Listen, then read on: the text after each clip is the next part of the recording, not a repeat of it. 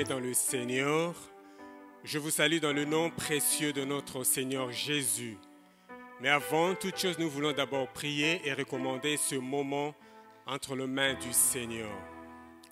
Seigneur, nous te rendons grâce, notre Père, de pouvoir nous donner encore ces moments, ce temps d'études bibliques où nous voulons, Seigneur, oh Dieu, être édifiés par toi. Laisse que ce moment soit un temps d'édification, que nos cœurs, Seigneur, oh Dieu, soient bénis et édifiés pendant ce moment. Reçois l'honneur et reçois la gloire. C'est dans le nom de Jésus, ton Fils bien-aimé, que nous t'avons ainsi prié.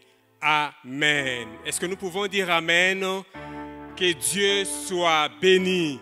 Nous bénissons le Seigneur pour ce jour de mercredi, qui est notre jour d'études bibliques. Mais ce jour est un jour particulier. Pourquoi? Parce que ce jour, c'est 8 avril 2020, tombe dans un moment, dans une période où le monde, dans un sens, le monde est en train de bouger. Mais dans l'autre sens, le monde s'arrête, tout s'arrête. Il y a des rendez-vous qui sont renvoyés, il y a des portes, des églises, des écoles qui sont fermées et rien ne marche. L'horloge s'est arrêtée. C'est arrêté. Voilà pourquoi nous disons que ce moment est un moment particulier, parce que le monde est en train de vivre un événement qui n'a jamais, peut-être pas été dans le monde, un événement très, très, très bizarre. C'est la pandémie de coronavirus. Voilà pourquoi nous voulons partager cette épidémie, cette maladie qui frappe le monde, cette maladie qui donne au monde un comportement, une attitude, une manière de se comporter. Et le monde parle aujourd'hui des confinements. Tout le monde est dans un état de confinement. Mais alors, qu'est-ce que la Bible nous dit? Voilà pourquoi nous voulons partager et voir un peu, comprendre quelle est la pensée de Dieu pendant ce moment où le monde est agité. Dans ce moment de preuve, la Bible aussi a un mot à nous dire. Bien-aimés dans le Seigneur, ce soir, j'aimerais que quelqu'un soit affermi par la parole de Dieu. Ma prière est qu'une sœur, un frère, que son cœur soit affermi au travers de ces partages que nous allons faire tout à l'heure. Voilà pourquoi nous avons trouvé un sujet dans la Bible qui est la consolation. Et mon thème de ce soir que nous voulons partager au travers de ces moments d'études bibliques, c'est la consolation dans le temps des crises. Alors, pour ce faire, nous voulons lire un passage dans la Bible qui est dans l'évangile de Jean 16, à compter du premier verset jusqu'au 22e verset. Et la Bible nous dit ceci. Jean 16, du premier verset jusqu'au 22e verset, mais nous allons lire seulement jusqu'au 11e verset, faute de temps. La Bible nous dit ceci. Je vous ai parlé ainsi pour que vous ne soyez pas scandalisés. Ils vous excluront des synagogues et même l'heure vient où quiconque vous fera mourir pensera offrir un culte à Dieu. Et ils feront cela parce qu'ils n'ont point connu ni les pères ni moi. Je vous ai parlé ainsi pour que l'heure vienne, vous vous souveniez que je vous ai dit. Je ne vous l'ai pas dit dès le commencement parce que j'étais avec vous. Maintenant, je m'en vais vers celui qui m'a envoyé et nul ne me demande où vas-tu. Mais parce que je vous ai parlé ainsi, la tristesse a rempli votre cœur.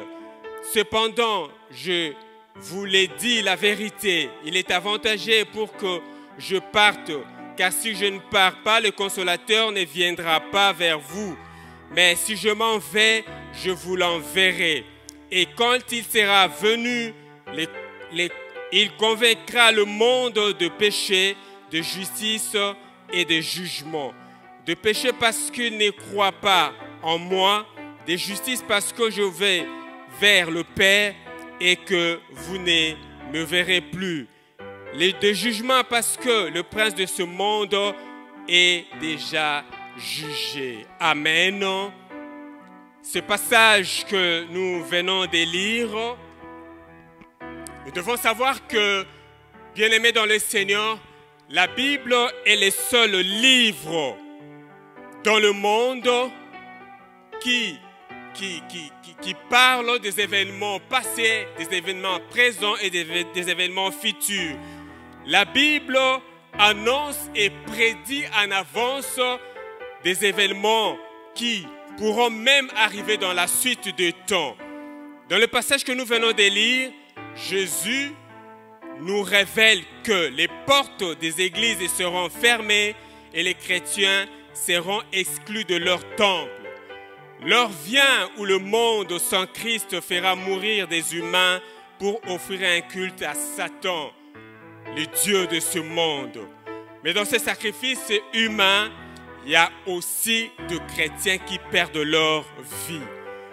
Jésus nous a dit ces choses pour qu'en ce moment ici présent, nous nous souvenions de cela afin que nos cœurs ne soient pas totalement dans la tristesse. Mais pourquoi la tristesse aujourd'hui? Aujourd'hui, il y a la tristesse un peu partout parce que le cœur sont tristes, le cœur sont touchés. Rien ne marche pendant ces temps. Il y a des affaires qui s'arrêtent. Il y a des gens qui ne savent plus quoi faire. Il y a même la faim qui arrive dans des maisons. Il y a des gens qui ne savent pas supporter ce temps qui est très pénible. Il y a des boulots qui sont même fermés et rien ne bouge pendant ce moment. Il y a une douleur dans le cœur. Mais ma prière ce soir, bien-aimés, est que ce partage apporte une consolation, un soulagement dans votre cœur et à votre peine. Que votre cœur soit consolé parce que Dieu a encore des promesses à réaliser dans votre vie. Pendant ce moment de crise, pendant ce moment de confinement, pendant ce moment où le monde s'arrête, rien n'est donné comme solution à cette pandémie. Mais quelle vérité Jésus nous révèle-t-il dans ces passages? Dans ces passages, il y a quelques éléments qui peuvent nous apporter la consolation.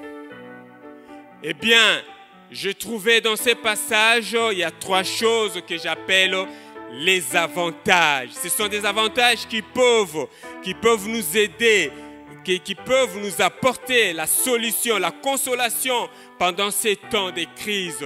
Parce que le monde aujourd'hui est incapable. Il y a même des laboratoires, il y a même de grands de ce monde qui ont fléchi les genoux devant cette maladie.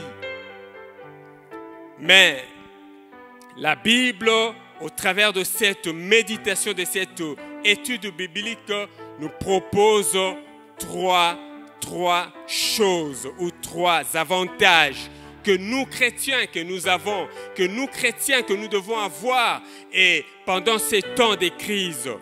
Le premier avantage que nous avons, c'est dans le verset 7. Le verset 7 nous dit ceci. Cependant, je vous dis la vérité, il est avantageux que je parte, car si je ne pars pas, le consolateur ne viendra pas vers vous.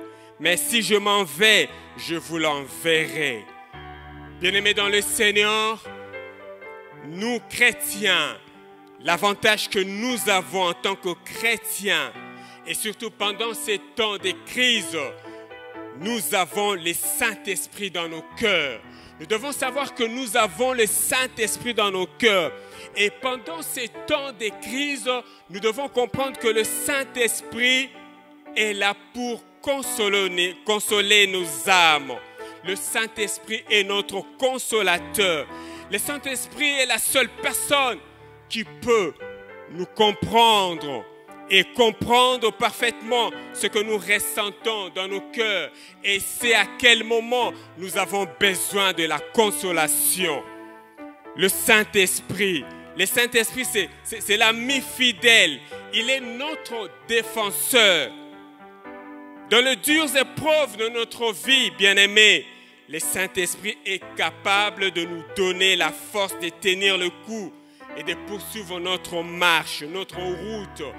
Et cette pandémie, ce n'est pas la fin du monde. Ce n'est pas quelque chose qui peut nous empêcher de continuer notre marche, de marcher. Le Saint-Esprit est là pour nous soutenir. Bien-aimés, c'est un avantage pour nous. Jésus n'abandonne pas ses disciples. Dieu n'abandonne même pas non plus également ses enfants. La promesse que Jésus a faite de cette consolation divine qu'il avait faite à ses disciples, bien-aimés, aujourd'hui même pendant ces temps de crise, elle est actuelle aussi pour vous. Et vous devez comprendre que vous avez un avantage, celui d'avoir le Saint-Esprit en vous. La Bible ne dit-elle pas que, ne savez-vous pas que vous êtes le temple du Saint-Esprit dans lequel l'Esprit de Dieu habite en vous? Combien, pendant ce moment, bien-aimé, il est important de réaliser qu'aujourd'hui encore, le Saint-Esprit agit puissamment dans notre quotidien. Bien-aimé, le Saint-Esprit nous rend capables de comprendre la voix de Dieu, la volonté de Dieu dans toutes les circonstances, afin que nous puissions saisir ses promesses. Nous avons plusieurs promesses que Dieu nous a faites. Nous avons plusieurs promesses que Dieu nous a données.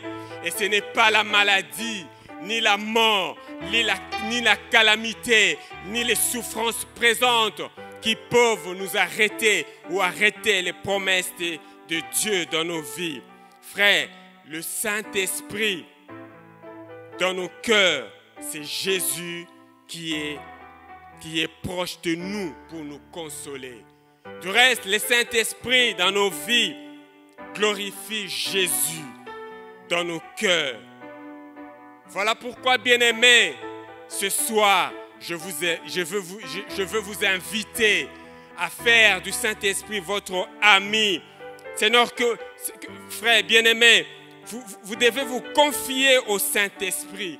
Il est le seul consolateur dans le moment des difficultés, dans de tels moments où peut-être vous êtes là, vous avez un membre de famille qui est frappé, vous avez des membres de famille qui sont éparpillés partout dans le monde, en Europe, en Belgique, en France, même là où la maladie est en train de frapper. Vous devez vous confier au Saint-Esprit. Le Saint-Esprit est le seul consolateur de nos cœurs. Et le Saint-Esprit est le seul consolateur. C'est celui qui peut nous consoler dans le moment de tristesse. Voilà pourquoi je vous présente ce soir le Saint-Esprit. Faites du Saint-Esprit que Jésus nous a donné votre ami personnel et vos cœurs seront consolés. Que Dieu soit béni pour sa parole. Et bien-aimés, nous avons encore le deuxième avantage en tant qu'enfants de Dieu. Nous devons comprendre que le Saint-Esprit, en dehors de ce travail qu'il fait en nous, dans nos vies, le Saint-Esprit a aussi un travail qu'il fait en dehors de nous, c'est-à-dire dans le monde. C'est au 8e verset de ces chapitres de Jean, de ces 16e chapitres de Jean que nous avons lus. La Bible nous dit, quand il sera venu, il convaincra le monde du péché, de justice et de jugement. Bien-aimés, C'est un avantage pour nous de comprendre qu'en dehors de nous, le Saint-Esprit fait un travail dans ce monde. Eh bien, son travail, le Saint-Esprit convainc le monde du péché. Bien-aimés, dans ce qui se passe dans ce monde, et il y a même des sacrifices humains. Et cela est un mal et c'est le péché. Bien-aimés, nous devons croire et comprendre que le Saint-Esprit, même pendant cette période de crise, non seulement le Saint-Esprit est en train de consoler nos cœurs, mais le Saint-Esprit est en train de convaincre de cœur. Le Saint-Esprit est en train de convaincre même ceux qui sont à la base de tous ces sacrifices, tous ceux qui offrent des sacrifices dans ce monde. Le Saint-Esprit est en train de convaincre. Bien-aimés, le Saint-Esprit est capable de changer les cœurs des incrédules pour qu'ils arrêtent leur projet. Le Saint-Esprit est capable. Nous devons croire que ce mal, bien que ce mal est en train de prendre de l'ampleur de plus en plus, et nous n'avons peut-être pas toutes les informations aujourd'hui sur l'Afrique, tout ce qui se prépare contre ces continents Afrique. Et d'ailleurs, nous avons écouté même de nos propres oreilles. Il y a un grand de ce monde qui a déclaré l'Afrique c'est un cimetière. Mais nous devons comprendre que le Saint-Esprit est aussi notre défenseur. Il est en train de nous défendre en convainquant le monde de son mal, de son péché. C'est un avantage que nous avons. Le Saint-Esprit est en train de travailler aussi. Le Saint-Esprit est capable d'empêcher les débordements du mal. Le Saint-Esprit, bien-aimé, c'est une pesanteur. Le Saint-Esprit est capable de retenir l'explosion du mystère de l'iniquité. La Bible nous dit dans 2 Thessaloniciens 2:6, le Saint-Esprit, c'est le Saint-Esprit qui retient ces mystères de l'iniquité. C'est vrai, même au travers de cette situation, de cette pandémie, il n'y a pas seulement cette maladie sur le plan physique, mais il y a aussi cet aspect spirituel. Il y a le mal qui est en train de se propager. La mort. La mort est devenue quelque chose de banal. On est en train de compter les morts partout, chaque jour, partout dans le monde. Mais nous devons comprendre que le Saint-Esprit est en train de faire un travail dans nos vies, dans le monde, même en dehors de nos vies. Bien-aimés, c'est un avantage d'être chrétien. C'est un avantage d'appartenir à Christ. Parce que Christ nous a dit, il était avantageux pour lui qui s'en aille. Voilà les avantages que nous avons. Nous avons cet avantage que le Saint-Esprit est en train d'agir dans ce monde. Et ce mal s'arrêtera un jour. Et ce mal ne se propagera pas partout.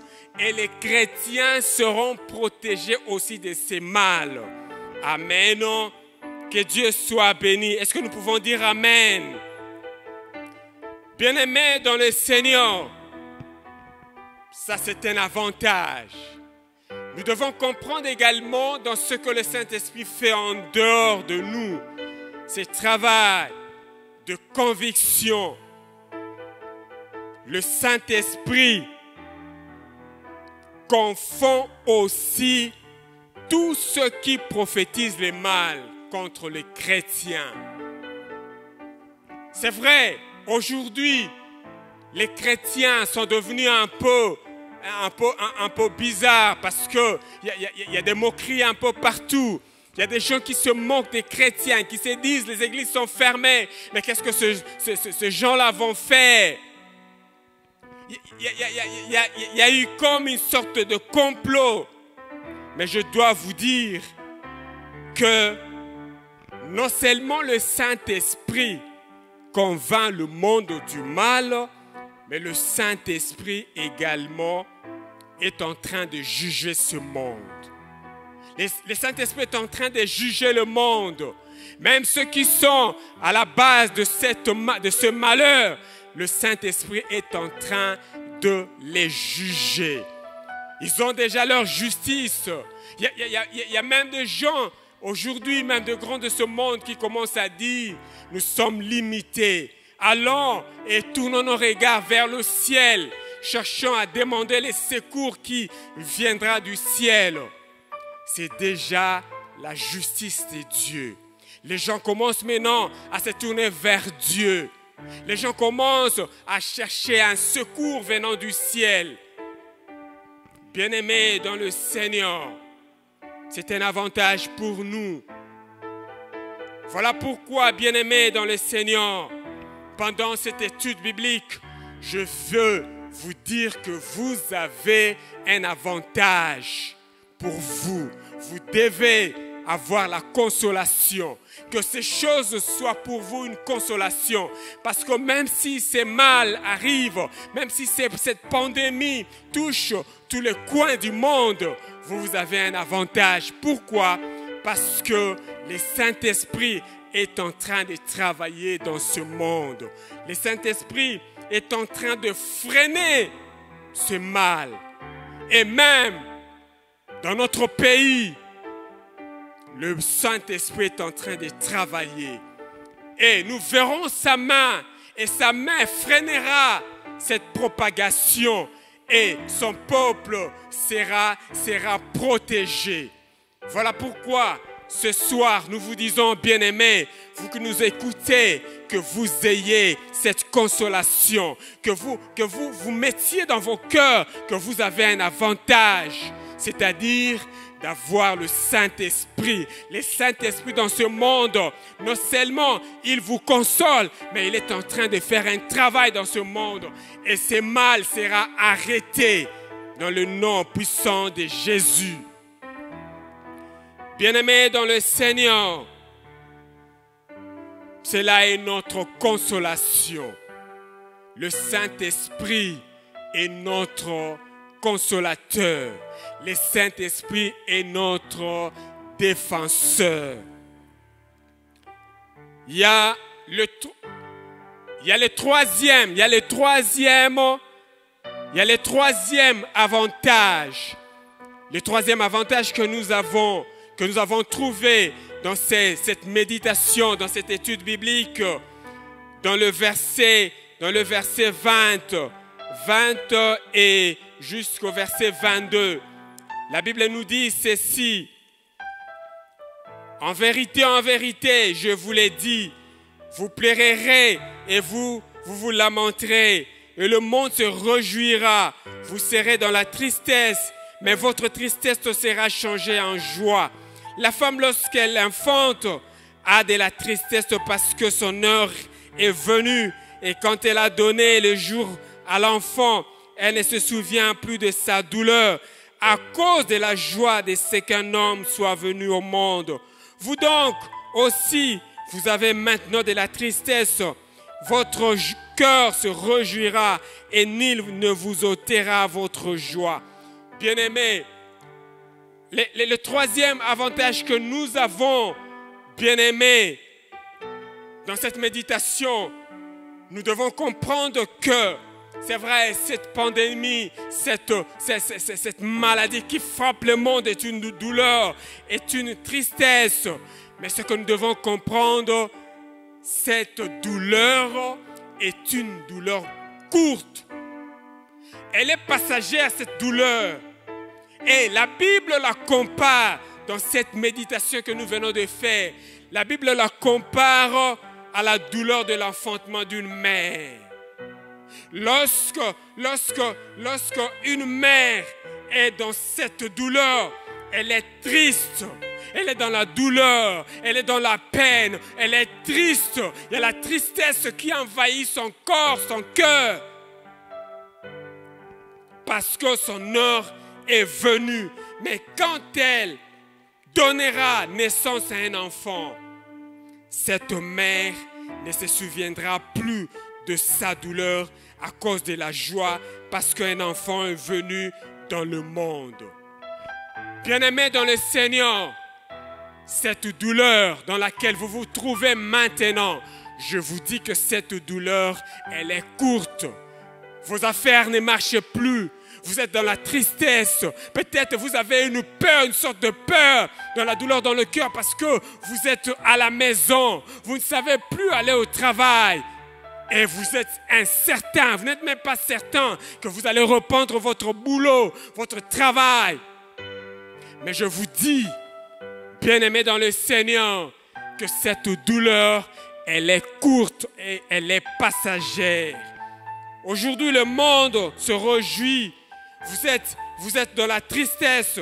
Mais votre tristesse, bien-aimés, Jésus nous l'a dit, elle changera en joie.